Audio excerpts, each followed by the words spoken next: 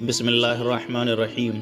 آج کی ویڈیو میں جانیں گے جنگ بدر کے بارے میں کہ اللہ تبارک و تعالی نے جنگ بدر میں مسلمانوں کی کس طرح سے مدد فرمائی اور جنگ بدر میں کتنے فرشتے مسلمانوں کی مدد کے لیے آئے۔ تو یہ جاننے کے لیے ویڈیو میں آخر تک ضرور بنے رہیں۔ اللہ تبارک و تعالی قرآن کریم میں ارشاد فرماتا ہے وَلَقَدْ نَصْرَكُمُ اللَّهُ بِبَدْرٍ وَأَنْتُمْ أَذِلَّةٌ، اور بے شک اللہ تعالی نے بدر میں تمہاری مدد کی جب تم بالکل بے سر و ساماں تھے۔ اے ایمان والو، رمضان شریف کی 17 تاریخ اور دن اسلام کی تاریخ کا افضل ترین دن اور تاریخ ہے۔ اس تاریخ میں جو واقعہ پیش آیا اس کی اہمیت و افادیت کا تقاضا ہے کہ ہر سال اس ماہ مبارک میں اس کو ضرور بیان کیا جائے اور سنا جائے۔ یعنی غزوہ بدر جو روزے کی فرضیت کے بعد اسی دن رمضان شریف کی 17 تاریخ 2 ہجری جمعہ کے دن پیش آیا۔ بدر ایک کنواں کا نام ہے جو مدینہ منورہ سے تقریباً 80 میل کے فاصلہ پر واقع ہے۔ یہ کنواں بہت مشہور تھا، اس لیے اس کے آس پاس کی آبادی دیہات کو بھی بدر کہا جاتا ہے۔ یہ دیہات یعنی گاؤں اب بھی موجود ہے۔ وہ میدان بھی ہے جہاں غزوہ بدر ہوا تھا۔ خوش عقیدہ مسلمان مکہ شریف سے مدینہ طیبہ جاتے ہوئے یا مدینہ طیبہ سے مکہ مکرمہ آتے ہوئے بدر میں بھی حاضری دیتے ہیں، یہ باعث ثواب ہے۔ اور اس امت پر ان شہدائے بدر کا عظیم احسان ہے جنہوں نے اسلام کی حفاظت و بقا کے لیے اپنی جانیں قربان کی۔ اللہ تبارک و تعالی توفیق دے تو آپ حضرات بھی مدینہ منورہ اور مکہ مکرمہ کی حاضری کے ساتھ بدر میں بھی حاضری دیں۔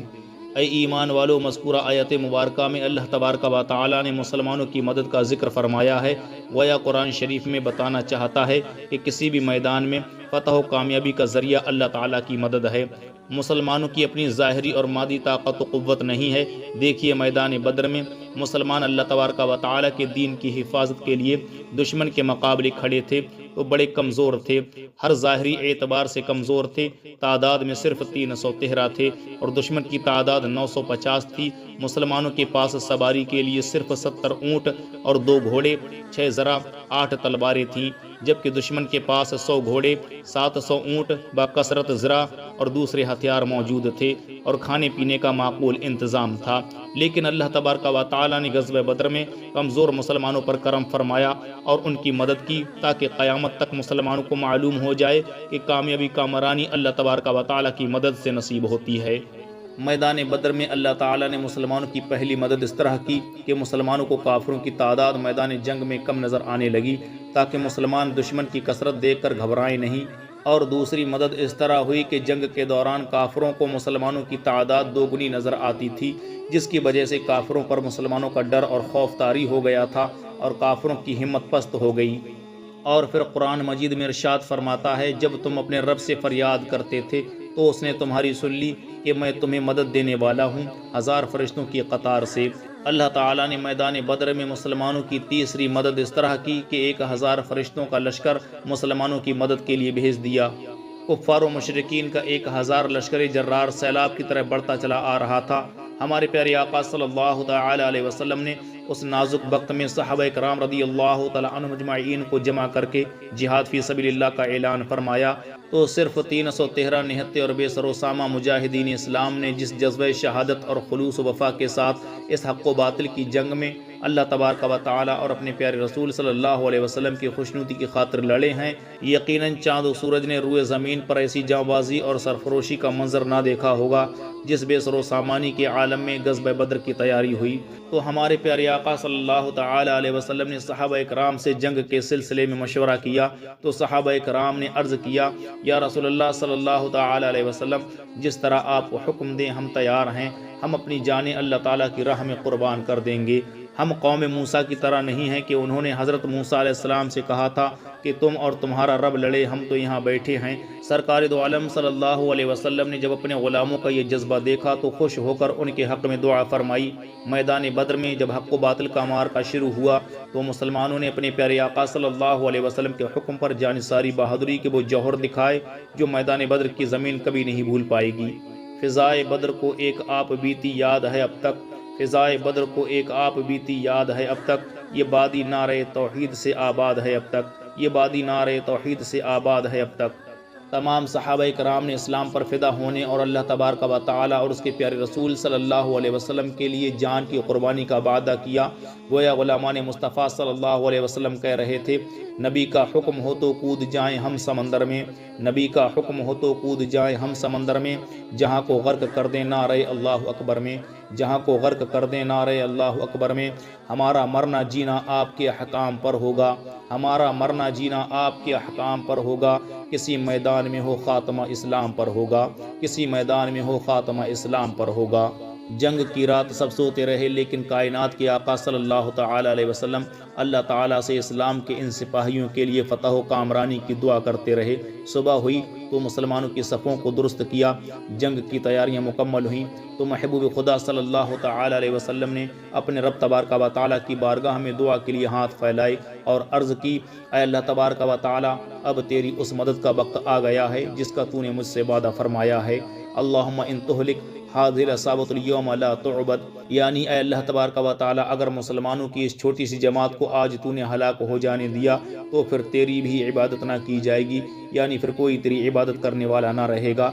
हमारे प्यारे आका सल्लल्लाहु तआला अलैहि वसल्लम की दुआ कबूल हुई और आप सल्लल्लाहु अलैहि वसल्लम ने रब तबारक व तआला के हुक्म से सहाबा इकराम को खुशखबरी सुनाते हुए फरमाया, घबराओ नहीं, आगे बढ़ो, अल्लाह तबारक व तआला के हुक्म से फरिश्तों का लश्कर तुम्हारी मदद के लिए आ रहा है। सुबहान अल्लाह। और अल्लाह तबारक व तआला का वादा पूरा हुआ।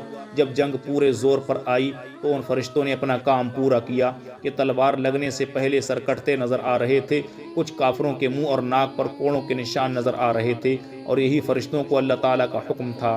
गौर कीजिए कैसी ज़बरदस्त मदद है अल्लाह ताला की तरफ से कि दुश्मन पर मार पड़ रही है और मारने वाला नज़र नहीं आता।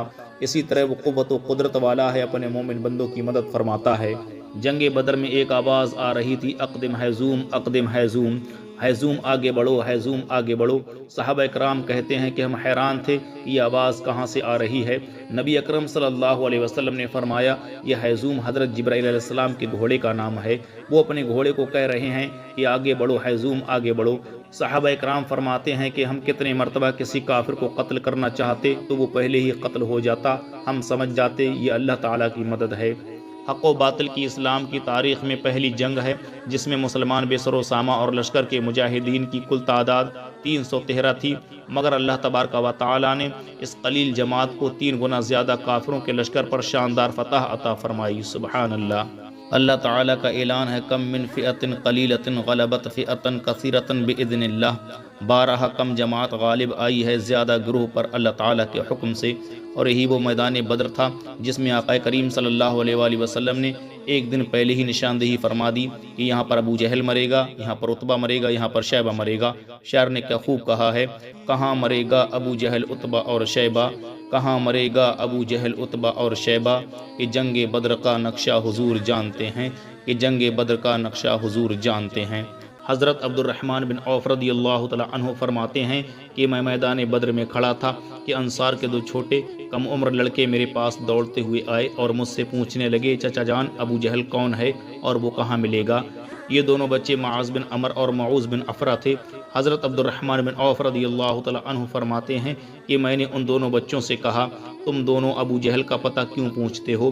तो उन दोनों बच्चों ने जवाब दिया कि हमने सुना है कि अबू जहल बदबख्त हमारे प्यारे आका सल्लल्लाहु तआला अलैहि वसल्लम को गालियाँ देता है। गोया वो बच्चे कह रहे थे, कसम खाई है मर जाएंगे या मारेंगे नारी को, कसम खाई है मर जाएंगे या मारेंगे नारी को, सुना है गालियाँ देता है वो महबूब बारी को, सुना है गालियाँ देता है वो महबूब बारी को। हमारे प्यारे आका सल्लल्लाहु तआला अलैहि वसल्लम को अबू जहल बदबख्त गालियाँ देता है, इसलिए हमने फ़ैसला कर लिया है और कसम खाई है कि उस बदबख्त को कत्ल करके ही दम लेंगे या अल्लाह तबारक व तआला और रसूलुल्लाह सल्लल्लाहु अलैहि वसल्लम के नाम पर अपनी जान कुर्बान कर देंगे। हज़रत अब्दुर्रहमान बिन औफ रज़ियल्लाहु तआला अन्हु कहते हैं कि मैंने उन दोनों बच्चों से कहा कि अबू जहल कोई मामूली आदमी नहीं है, वो काफिरों के लश्कर का सरदार है, उसको कत्ल करना आसान नहीं है, उसके इर्द गिर्द फ़ौज का दस्ता उसकी हिफाजत कर रहा है। हज़रत अब्दुर्रहमान बिन औफ फरमाते हैं कि मैंने अबू जहल की तरफ इशारा करके कहा कि बच्चों वो है अबू जहल जो लश्कर के बीच घोड़े पर सवार है। हज़रत अब्दुर्रहमान बिन औफ रज़ियल्लाहु तआला अन्हु फरमाते हैं मैंने उंगली का इशारा किया, मेरी निगाह वहाँ पहुँची तो मैंने देखा कि वो दोनों बच्चे अबू जहल के घोड़े के पास मौजूद थे।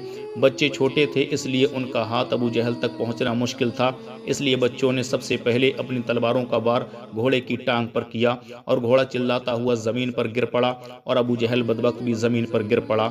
دونوں بچوں نے بڑی تیزی سے اپنی ننھی ننھی تلواروں سے ابو جہل کے سر پر حملہ کر دیا، جس سے ابو جہل خاک و خون میں تڑپنے لگا اور حضرت معوذ رضی اللہ تعالی عنہ لڑتے لڑتے شہید ہو گئے۔ انا للہ و انا الیہ راجعون۔ اور حضرت معاذ رضی اللہ تعالی عنہ پر ابو جہل کے لڑکے نے وار کیا، جس سے حضرت معاذ رضی اللہ تعالی عنہ کا ایک ہاتھ کٹ کر لٹکنے لگا، جس سے جنگ کرنے میں دشواری ہو رہی تھی۔ تو حضرت معاذ رضی اللہ تعالی عنہ نے تلوار دوسرے ہاتھ میں لے لی اور جنگ کرتے رہے۔ اللہ اللہ کیا جذبہ تھا، لٹکتا ہوا بازو رکاوٹ بن رہا تھا، پاؤں کے نیچے رکھا اور توڑ کر پھینک دیا۔ اس ننھے مجاہد کی اس ادا کو ہمارے پیارے آقا صلی اللہ تعالی علیہ وسلم دیکھ رہے تھے۔ حضرت معاذ رضی اللہ تعالی عنہ اپنا کٹا ہوا بازو ہمارے پیارے آقا صلی اللہ تعالی علیہ وسلم کی بارگاہ اقدس میں لے کر حاضر ہوئے۔ آقا کریم صلی اللہ تعالی علیہ وسلم نے اپنا لعاب دہن اس پر لگایا تو کٹا ہوا بازو کاندھے کے ساتھ جڑ گیا۔ تھوڑی دیر بعد حضرت معاذ رضی اللہ تعالی عنہ بھی شہید ہو گئے۔ انا للہ و انا الیہ راجعون۔ اللہ تبارک و تعالی اپنے پیارے محبوب صلی اللہ علیہ وسلم کے ان دو ننھے عاشقوں اور مجاہدوں یعنی حضرت معاذ اور حضرت معوذ رضی اللہ تعالی عنہما پر ہمیشہ ہمیشہ کروڑوں رحمت نازل فرمائے اور ان کے وسیلے سے پوری امت پر اپنا خاص فضل و کرم فرمائے۔ ہمارے پیارے نبی اللہ تعالیٰ کے محبوب دان غیوب نبی کریم صلی اللہ تعالی علیہ وسلم میدان بدر میں جنگ سے پہلے اس جگہ کا معائنہ کرنے کے لیے چند صحابہ اکرام کے ساتھ تشریف لے گئے کہ جنگ کی تیاری مکمل کر لی جائے۔ بدر کے میدان میں ہمارے پیارے آقا صلی اللہ علیہ وسلم نے جنگ سے پہلے ہی لکیر کھینچی اور فرمایا، کل جب جنگ شروع ہوگی تو میری امت کا فرعون ابو جہل اس جگہ مرا ملے گا اور امیہ بن خلف اس جگہ مرا پڑا ہوگا۔ اسی طرح بہت سے کافروں کے سرداروں کے بارے میں فرمایا کہ فلاں اس جگہ پر فلاں اس جگہ پر مرا پڑا ہوگا۔ ایک دن پہلے ہی ان کے موت کی خبر دے دی، ھذا مصرع فلان غدا انشاءاللہ، ھذا مصرع فلان غدا انشاءاللہ۔ حضرت عمر رضی اللہ تعالی عنہ نے فرمایا، مجھے اس ذات کی قسم جس نے ہمارے پیارے آقا صلی اللہ تعالی علیہ وسلم کو حق کے ساتھ بھیجا، وہ کفار حدود سے ذرا آگے پیچھے نہ تھے جہاں رسول اللہ صلی اللہ علیہ وسلم نے ان کے بارے میں نشاندہی فرمائی تھی۔ اے ایمان والو، جنگیں دنیا میں بے شمار ہوئی ہیں اور ہوتی رہیں گی، مگر کسی بادشاہ یا لشکر کے سپہ سالار نے جنگ سے پہلے کامیابی کامرانی کی بشارت نہیں دی، نہ ہی یہ بتا سکا کہ فلاں دشمن اس جگہ پر قتل کیا جائے گا اور مرا ملے گا۔ یہ شان صرف اور صرف ہمارے پیارے آقا صلی اللہ تعالی علیہ وسلم کی ہے کہ جنگ بعد میں یعنی کل ہوگی اور فتح و کامیابی کا مژدہ پہلے سنا دیا، اور کون سا دشمن کس جگہ پر مرا پڑا ہوگا جنگ سے پہلے ہی بتا دیا۔ بعض بزرگوں کی کتابوں میں اس طرح بھی روایت ملتی ہے کہ جب ابو جہل کو پتہ چلا کہ رسول اللہ صلی اللہ علیہ وسلم میدان بدر میں تشریف لائے اور میدان بدر کا جائزہ لیا اور ایک لکیر کھینچی اور کہا کہ کل جب جنگ ہوگی تو ابو جہل یہاں پر مرا ہوگا اور اس کی لاش اس لکیر پر پڑی ہوگی، تو امت کا فرعون ابو جہل گھبرایا اور اپنے ساتھیوں سے کہنے لگا کہ کل میری موت کا دن ہے، اب مجھے مرنے اور قتل ہونے سے کوئی چیز نہیں بچا سکتی، اس لیے کہ محمد بن عبداللہ صلی اللہ علیہ وسلم کے منہ سے جو بات میں نے سنی ہے وہ کبھی غلط نہیں ہوئی، بلکہ وہ بات پوری ہو کے رہتی ہے۔ سچ کہا کہ حق وہی ہے جس کی سچائی کی دشمن بھی گواہی دیں۔ اور جب ابو جہل بدبخت خاک و خون میں تڑپ رہا تھا اور زندگی کی آخری سانسیں لے رہا تھا، ارد گرد اس کے ساتھیوں کی جماعت کھڑی ہے، اس نے مرتے مرتے سوال کیا کہ دیکھو تو میرا جسم اس لکیر پر تو نہیں ہے جو لکیر محمد بن عبداللہ صلی اللہ علیہ وسلم نے کھینچی تھی۔ جب ساتھیوں نے غور کیا اور دیکھا تو یقیناً ابو جہل کا دھڑ اسی لکیر پر تھا، تو ابو جہل کہنے لگا، میرا دھڑ کھینچ کر یا اٹھا کر اس لکیر سے دور کر دو تاکہ محمد بن عبداللہ صلی اللہ علیہ وسلم کی ایک بات تو جھوٹی ہو جائے۔ ابو جہل مر رہا ہے، خاک و خون میں تڑپ رہا ہے، مگر عداوت و نفرت میں کوئی کمی نہیں ہے۔ اس لعین کے ساتھ ہی اسے اٹھانے کی کوشش کرنے لگے۔ ادھر اللہ تبارک و تعالیٰ کا حکم ہوتا ہے، اے اسرائیل علیہ السلام، ابو جہل بدبخت جھوٹا ہے اور میرا محبوب صلی اللہ علیہ وسلم سچا ہے، دیر نہ کرو، روح قبض کر لو۔ حضرت اسرائیل علیہ السلام نے روح نکال لی، ظالم ابو جہل کا جسم ٹھنڈا پڑ گیا اور اسی لکیر پر لاش پڑی تھی جو لکیر ہمارے پیارے آقا صلی اللہ علیہ وسلم نے کھینچی تھی۔ سبحان اللہ۔ اللہ تبارک و تعالیٰ کی عطا سے ہمارے پیارے آقا صلی اللہ علیہ وسلم کے علم غیب کی شان و شوکت کا یہ عالم ہے جو آپ حضرات نے ملاحظہ کیا۔ شاعر نے کیا خوب کہا ہے، کہاں مرے گا ابو جہل عتبہ اور شیبہ، کہاں مرے گا ابو جہل عتبہ اور شیبہ، کہ جنگ بدر کا نقشہ حضور جانتے ہیں، کہ جنگ بدر کا نقشہ حضور جانتے ہیں، جو ہو چکا ہے جو ہوگا حضور جانتے ہیں۔ کہاں مرے گا ابو جہل عتبہ اور شیبہ، کہاں مرے گا ابو جہل عتبہ اور شیبہ، کہ جنگ بدر کا نقشہ حضور جانتے ہیں، کہ جنگ بدر کا نقشہ حضور جانتے ہیں، جو ہو چکا ہے جو ہوگا حضور جانتے ہیں۔ ہمارے پیارے آقا صلی اللہ تعالی علیہ وسلم جنگ کے لیے صفیں سیدھی فرما رہے تھے جب آپ صلی اللہ علیہ وسلم اپنے عاشق حضرت سواد انصاری رضی اللہ تعالی عنہ کے قریب پہنچے۔ ان کا پیٹ کچھ بڑا تھا جو سب سے باہر نکل رہا تھا، تو آقا کریم صلی اللہ علیہ وسلم نے ان کے پیٹ پر اپنی چھڑی لگاتے ہوئے فرمایا، استوی یا سواد، اے سواد سیدھے کھڑے ہو جاؤ۔ بس حضرت سواد رضی اللہ تعالی عنہ نے موقع کو غنیمت سمجھا اور عرض کیا، رسول اللہ صلی اللہ تعالی علیہ وسلم، آپ نے میرے پیٹ پر جو لکڑی ماری ہے میں آپ صلی اللہ علیہ وسلم سے اس کا بدلہ لوں گا۔ صحابہ کرام رضی اللہ تعالی عنہ مجمعین حیرت میں پڑ گئے کہ اس مشکل گھڑی میں سواد کو کیا ہو گیا ہے، اور ہمارے نبی صلی اللہ تعالی علیہ وسلم نے سواد رضی اللہ تعالی عنہ کی بات سنتے ہی اپنا کپڑا ہٹایا اور فرمایا، اے سواد میرا پیٹ حاضر ہے، تم اپنا بدلہ لے لو، اسی چھڑی سے مار لو جس سے تمہیں تکلیف پہنچی ہے۔ حضرت سواد رضی اللہ تعالی عنہ آقا کریم صلی اللہ تعالی علیہ وسلم کے قریب ہوئے اور آپ صلی اللہ علیہ وسلم کے مبارک پیٹ کو چوما اور آپ صلی اللہ علیہ وسلم کے جسم مبارک سے چمٹ گئے۔ سرکار دو عالم صلی اللہ علیہ وسلم نے فرمایا، اے سواد رضی اللہ تعالی عنہ، یہ کیا ہے؟ تم تو اپنا بدلہ لینا چاہتے تھے۔ حضرت سواد رضی اللہ تعالی عنہ عرض کرنے لگے، یا رسول اللہ صلی اللہ علیہ وسلم، اس وقت میں میدان جنگ میں ہوں، کیا پتہ موت کا وقت آ جائے اور میں شہید ہو جاؤں۔ بس میرے دل میں تمنا پیدا ہوئی کہ میرا جسم آپ صلی اللہ علیہ وسلم کے جسم پاک سے مسح ہو جائے، یعنی چھو جائے۔ اللہ تعالیٰ نے مجھے یہ موقع نصیب فرمایا۔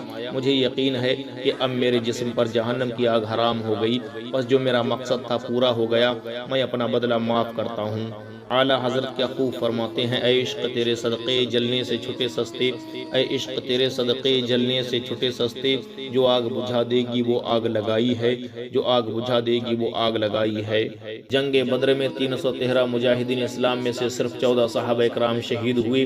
جنگ بدر میں تقریباً 1000 کی تعداد تھی لشکر کفار کی، جس میں کافروں کے 70 آدمی قتل ہوئے، جن میں اکثر کافروں کے سردار تھے، اور جو کافر گرفتار ہوئے انہیں ہمارے پیارے آقا صلی اللہ علیہ وآلہ وسلم کی بارگاہ اقدس میں پیش کیا گیا۔ حضور صلی اللہ علیہ وسلم نے صحابہ کرام اپنے غلاموں سے مشورہ فرمایا کہ ان کے ساتھ کیا کیا جائے۔ کسی کی رائے تھی کہ انہیں قتل کر دیا جائے، اور کچھ لوگوں نے یہ کہا کہ جو کافر جس کا رشتہ دار ہے وہی اس کو قتل کرے، اور کسی نے مشورہ دیا کہ فدیہ لے کر ان کو رہا کر دیا جائے۔ رحمت دو عالم صلی اللہ تعالی علیہ وسلم کو یہ مشورہ زیادہ پسند آیا کہ قتل نہ کیا جائے بلکہ فدیہ لے کر ان کو آزاد کر دیا جائے۔ انہیں گرفتار ہونے والوں میں سے حضور اکرم صلی اللہ علیہ وآلہ وسلم کے حقیقی چچا حضرت عباس رضی اللہ تعالی عنہ بھی تھے۔ جنگ بدر میں جو کافر گرفتار ہوئے انہیں نبی کریم صلی اللہ علیہ وسلم کی بارگاہ اقدس میں حاضر کیا گیا۔ حضور اقدس صلی اللہ تعالی علیہ وسلم نے صحابہ کرام سے مشورہ فرمایا۔ کسی کی رائے یہ تھی کہ انہیں بھی قتل کر دیا جائے، اور کچھ لوگوں نے یہ کہا کہ جو کافر جس کا رشتہ دار ہے وہی اس کو قتل کرے، اور کسی نے یہ مشورہ دیا کہ فدیہ لے کر ان کو رہا کر دیا جائے۔ رحمت دو عالم صلی اللہ تعالی علیہ وسلم کو یہ مشورہ زیادہ پسند آیا کہ قتل نہ کیا جائے بلکہ فدیہ لے کر ان کو رہا کر دیا جائے۔ انہیں گرفتار ہونے والوں میں حضور اکرم صلی اللہ تعالی علیہ وسلم کے حقیقی چچا حضرت عباس رضی اللہ تعالی عنہ بھی تھے۔ حضرت عباس سے بھی کہا گیا کہ اگر آپ بھی آزاد ہونا چاہتے ہیں تو 400 درہم فدیہ دیجیے اور آزاد ہو جائیے۔ حضرت عباس نے کہا کہ میرے پاس اتنا مال نہیں کہ میں اس قدر فدیہ ادا کر سکوں۔ ہمارے پیارے آقا غیب داں نبی صلی اللہ تعالی علیہ وسلم نے فرمایا چچا عباس فدیہ ادا کرو اور رہا ہو جاؤ، مگر حضرت عباس نے پھر دوسری مرتبہ بھی یہی کہا کہ میرے پاس اس قدر رقم نہیں جو میں فدیہ ادا کر سکوں۔ تو تیسری مرتبہ ہمارے پیارے آقا صلی اللہ تعالی علیہ وسلم نے فرمایا چچا جان آپ مکہ جا کر فدیہ کی رقم بھیج دیجئے، میں آپ کو آزادی کا پروانہ سنا دیتا ہوں۔ تو حضرت عباس بولے میرے گھر مکہ میں بھی کوئی رقم نہیں ہے۔ تو نبی کریم صلی اللہ تعالی علیہ وسلم نے فرمایا وہ مال کہاں گیا جو آتے وقت آپ نے اپنی بیوی یعنی میری چچی ام الفضل کے ساتھ مل کر زمین میں دفن کیا تھا، اور آپ نے اپنی بیوی یعنی میری چچی ام الفضل سے کہا تھا کہ میں سلامت آ گیا تو ٹھیک ہے، ورنہ اگر جنگ میں قتل کر دیا گیا تو یہ مال میرے بچوں کے حوالے کر دینا۔ حضور صلی اللہ تعالی علیہ وسلم کے غیب کی یہ بات سن کر حضرت عباس رضی اللہ تعالی عنہ کی آنکھیں کھل گئیں اور وہ کہنے لگے کہ آج میں نے جان لیا کہ آپ صلی اللہ تعالی علیہ وسلم اللہ تبارک و تعالی کے سچے نبی ہیں، اور جو نبی ہوتا ہے وہ غیب کا علم رکھتا ہے، ورنہ مال کو زمین میں دفن کرنے کا معاملہ میرے اور میری بیوی کے علاوہ کوئی اور نہیں جانتا۔ آپ صلی اللہ علیہ وسلم مدینہ میں ہیں اور مکہ میں میرے گھر کی بات بتا رہے ہیں جو ایک راز تھی۔ میں گواہی دیتا ہوں کہ آپ صلی اللہ تعالی علیہ وسلم اللہ تعالیٰ کے سچے نبی اور رسول ہیں اور مسلمان ہو گئے۔ سبحان اللہ۔ جنگ بدر میں جب نوفل کو قید کیا گیا اور نبی کریم صلی اللہ علیہ وسلم کی خدمت میں پیش کیا گیا تو سرکار دو عالم صلی اللہ علیہ وسلم نے نوفل سے فرمایا فدیہ دو، رہائی حاصل کر لو۔ تو نوفل نے کہا میرے پاس کچھ نہیں ہے، میں فدیہ کہاں سے دوں گا؟ تو سرکار دو عالم صلی اللہ تعالی علیہ وسلم نے فرمایا جدہ میں جو تم نے نیزے رکھے ہیں وہ فدیہ کے طور پر دے دو اور تم آزاد کر دیے جاؤ گے۔ نوفل غیب کی بات سن کر حیرت میں پڑ گیا اور کہنے لگا جدہ میں میرے پاس 1000 نیزے رکھے ہیں، مگر اس راز کا علم میرے سوا کوئی نہیں جانتا۔ گویا نوفل کہہ رہے تھے جو مدینہ میں رہ کر جدہ کی خبر رکھے وہ جھوٹا نہیں ہو سکتا۔ میں گواہی دیتا ہوں کہ آپ صلی اللہ تعالی علیہ وسلم اللہ تعالیٰ کے سچے نبی اور برحق رسول ہیں اور مسلمان ہو گئے۔ سبحان اللہ۔ اے ایمان والو، جنگ بدر کا واقعہ آپ حضرات نے سن لیا کہ حضرت عباس رضی اللہ تعالی عنہ ایمان لائے تو ہمارے پیارے آقا صلی اللہ تعالی علیہ وسلم کا علم غیب دیکھ کر، نوفل ایمان لائے تو ہمارے پیارے آقا صلی اللہ تعالی علیہ وسلم کا علم غیب دیکھ کر، اور کچھ لوگ ایسے بھی ہیں جو اپنے آپ کو ایمان والا مسلمان کہتے اور کہلواتے ہیں اور دعویٰ بھی کرتے ہیں کہ ہم مسلمان ہیں، لیکن اللہ تعالیٰ کے محبوب رسول اللہ صلی اللہ تعالی علیہ وسلم کے علم غیب کا انکار کرتے ہیں۔ لیکن الحمدللہ ہم سنی آقا کریم صلی اللہ تعالی علیہ وآلہ وسلم کے علم غیب کو مانتے ہیں، بلکہ اعلیٰ حضرت رضی اللہ تعالیٰ عنہ کیا خوب فرماتے ہیں کہ اور کوئی غیب کیا تم سے نہا ہو بھلا، اور کوئی غیب کیا تم سے نہا ہو بھلا، جب نہ خدا ہی چھپا تم پہ کروڑوں درود، جب نہ خدا ہی چھپا تم پہ کروڑوں درود۔ حضرت ابو طلحہ رضی اللہ تعالیٰ عنہ سے روایت ہے کہ ہمارے پیارے آقا صلی اللہ تعالی علیہ وسلم کا یہ معمول تھا کہ جب جنگ میں فتح حاصل ہو جاتی تو 3 دن میدان جنگ میں ٹھہرتے۔ میدان بدر میں بھی فتح کے بعد 3 دن تک قیام فرما رہے۔ 3 دن کے بعد آپ صلی اللہ علیہ وسلم اپنے صحابہ کے ساتھ میدان بدر سے روانہ ہوئے۔ رات کا وقت تھا۔ حضور اکرم صلی اللہ تعالی علیہ وسلم اس کنواں کے پاس تشریف لائے جس میں کفار قریش کی لاشیں ڈالی گئی تھیں۔ کنویں کے پاس کھڑے ہو کر خطاب فرمایا، اے ابو جہل، اے امیہ بن خلف، اے عقبہ بن ربیعہ، اے شیبہ بن ربیعہ، اگر تم لوگ اللہ تعالیٰ اور اس کے رسول صلی اللہ تعالی علیہ وسلم کی اطاعت کرتے تو آج خوش ہوتے، اور جو وعدہ اللہ تعالیٰ نے میرے ساتھ کیا تھا فإنی قد وجدت ما وعدنی ربی حقا، بس بے شک جو وعدہ میرے ساتھ رب تبارک و تعالیٰ نے میرے ساتھ کیا میں نے سچا پایا۔ حضرت عمر رضی اللہ تعالی عنہ نے عرض کیا رسول اللہ صلی اللہ تعالی علیہ وسلم انہیں مرے ہوئے 3 دن گزر چکے ہیں اور آپ صلی اللہ تعالی علیہ وسلم آج ان سے باتیں کر رہے ہیں، مردہ جسم کیسے گفتگو کر سکتے ہیں اور کیسے سن سکتے ہیں؟ تو پیارے آقا صلی اللہ تعالی علیہ وسلم نے فرمایا ما انتم باسمع لما اقول منہم، یعنی میں جو کہہ رہا ہوں تم ان سے زیادہ سننے والے نہیں ہو۔ اے ایمان والو، اس حدیث مبارکہ سے صاف صاف ظاہر ہو گیا کہ مرنے اور قتل ہونے کے بعد کافر بھی سنتے ہیں۔ جبھی تو ہمارے پیارے آقا صلی اللہ تعالی علیہ وسلم نے جنگ بدر میں قتل ہونے والے کفار قریش کی لاشوں سے خطاب فرمایا اور حضرت عمر رضی اللہ تعالی عنہ کے سوال پر فرمایا، اے عمر تم ان سے زیادہ نہیں سنتے؟ اس حدیث شریف کی روشنی میں مجھے بتانا اور سمجھانا یہ ہے جب مرے ہوئے کافر سے بات کی جائے تو وہ سنتے ہیں، تو وہ مومن جو اللہ تعالیٰ کی محبت میں مرا یا شہید ہوا، یا وہ اللہ کا ولی جو اللہ تعالیٰ کی دوستی کے ساتھ دنیا سے گیا ہو، اگر اس کی خدمت میں عرض و معروضہ کیا جائے تو یقیناً وہ اپنی قبر میں فریادی کی فریاد سنتے ہیں۔ اور پھر ہمارے پیارے آقا صلی اللہ تعالی علیہ وسلم، اللہ تبارک و تعالیٰ کے پیارے محبوب نبی کریم صلی اللہ تعالی علیہ وسلم کی شان تو بہت بلند و بالا ہے، اس لیے اعلی حضرت رضی اللہ تعالیٰ عنہ کیا خوب فرماتے ہیں، فریاد امتی جو کرے حال زار میں، فریاد امتی جو کرے حال زار میں، ممکن نہیں کہ خیر بشر کو خبر نہ ہو، ممکن نہیں کہ خیر بشر کو خبر نہ ہو۔